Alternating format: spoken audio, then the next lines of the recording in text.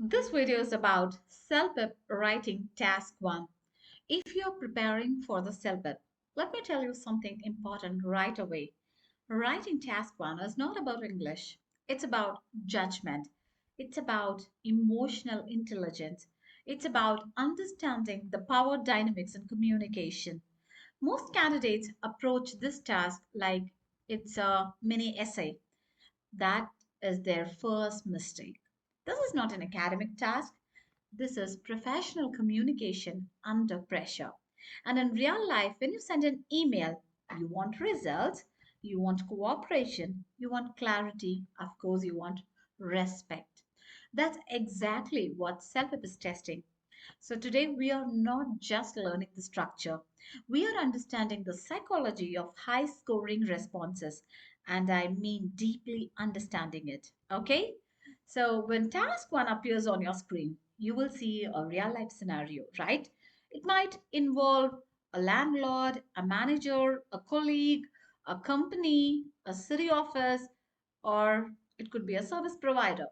You will be asked to write about 150 to 200 words, and you will be having time around 27 minutes, right? So here is something critical. The word limit is not random here. 150 to 200 words forces you to be very selective, be concise, avoid unnecessary storytelling, and then you need to prioritize on your clarity. So, this is workplace communication. Okay, so this task measures whether you can communicate like someone who lives and works in Canada. That's it. And examiners are not hunting for fancy vocabulary. They're asking internally, would this person function well in Canadian workplace or not? That means they are evaluating, can you stay professional under stress?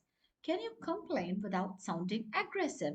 Can you request something without sounding entitled? Can you explain clearly without rambling? Can you propose solutions? So they are testing your communication maturity. Got it? So now let's slow down. I'm just going to tell you the structural blueprint.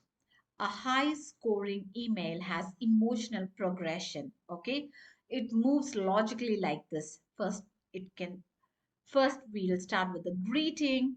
That means whenever you're making the greeting, then it means the respect established, right? And of course, if you start with the purpose, then you're establishing your clarity on it. And then comes the context in which the credibility is established and the impact. That means you're giving the justification. And of course, if there are any action taken, then again, responsibility is established. And finally, request or solution where the cooperation is invited. Got it? And finally, closing, professionalism is reinforced because closing also should be in a very proper, polite tone, isn't it? So, this is not just structure, this is strategic persuasion. Got it? Now, imagine this appears in your exam. This is the prompt. You recently purchased a high end laptop from a local electronics store, and within 3 weeks, the device began experiencing serious performance issues, including frequent freezing, unexpected shutdowns, and overheating during basic tasks. You rely on this laptop for your remote job and online training courses. You have already contacted the customer service by phone, but the representative advised you to visit the store in person. Unfortunately, due to your work schedule and the store's limited operating hours, this has been difficult. So now your job is to write an email to the store manager. And in your email, you have to describe the issue in detail, explain how it has affected your work and daily responsibilities, mention your previous attempt to resolve the issue, and suggest a reasonable solutions. Okay? Now, if you want, you can just pause this prompt page, read it, understand, and try to incorporate that we have discussed so far, then come up with your response. Now, let me give my response here. Subject: urgent concern regarding recently purchased laptop.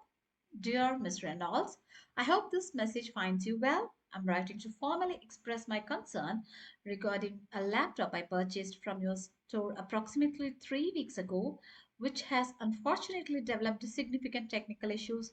Since the second week of use, the device has been freezing unexpectedly, shutting down without warning, and overheating even while performing basic tasks such as browsing the internet or attending virtual meetings.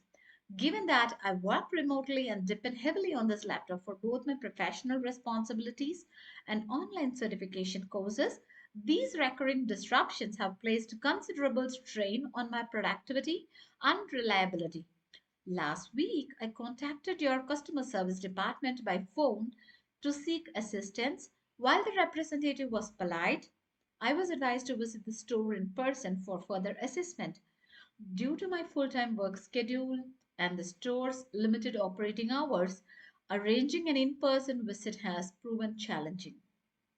Considering the circumstances and the recent purchase date, I kindly request either a replacement device or a comprehensive repair under warranty at your earliest convenience. I appreciate your attention to this matter and look forward to a prompt resolution. Nice, isn't it?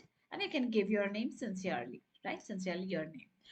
Let me tell you why this would score high. The first one is the task completion. Where comes the absolute precision? The prompt had four requirements, right? If you see the prompt, they have given describe the issue in detail. So if you see here, freezing, shutting down, overheating, so all the basic tasks mentioned. And also, we have explained how it has affected the work, isn't it? Strain on productivity, reliability, and professional responsibilities. And also, we have mentioned the previous attempts, contacted the customer service department by phone, and finally, suggesting a reasonable solution, which means either a replacement or a comprehensive repair could work, right? So, here, nothing is missing, zero gaps. Examiners cannot penalize missing content. Okay? And the second one is the tone control. This is actually an invisible skill. If you notice something subtle here, the candidate is actually frustrated. But they never say this is unacceptable. They never say that I demand compensation. And they didn't tell like this is your fault. Instead, they use professional restraint, right? So that is extremely Canadian workplace style. Politeness plus firmness, which yields you the high score.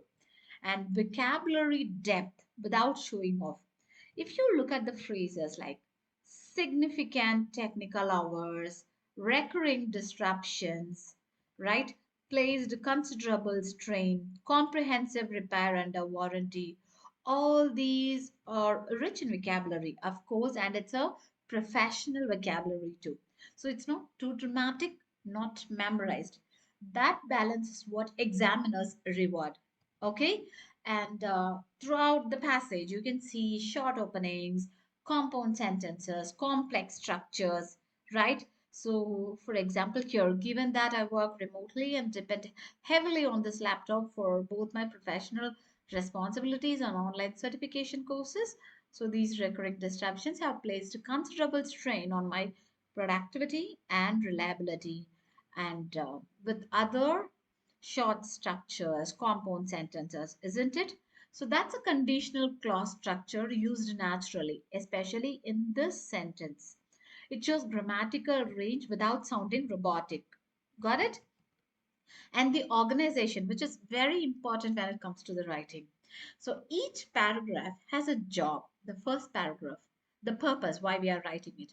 And the second paragraph, what happened, right? What exactly happened, the reason for the writing.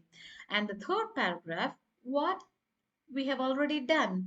We have contacted the customer service department, so many things, right? So all these things have been mentioned in the third one. And in the fourth, what we really want. So examiners read quickly.